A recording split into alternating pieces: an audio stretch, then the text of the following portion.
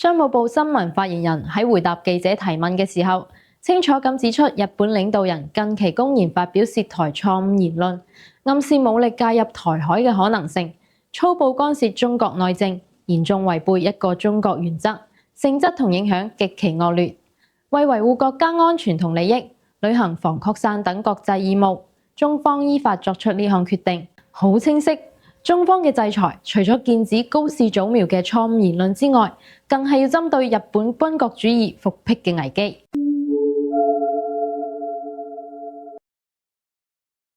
除咗台灣有事、日本有事嘅論述之外，高市早苗更計劃推動修改安保3文件及無核3原則。早前又有一位負責安全保障政策首相官邸嘅匿名官員發表日本應該擁有核武器言論，引發全球對日本意圖復辟軍國主義嘅抗議。面對中方同全世界抗議，高市早苗則喺度玩弄政治伎倆，一方面一再表明願意同中方開放對話，另一方面卻拒絕收回錯誤言論，亦都冇糾正擴充軍力嘅錯誤言行。軍國主義復辟嘅陰霾正喺籠罩成個日本政壇。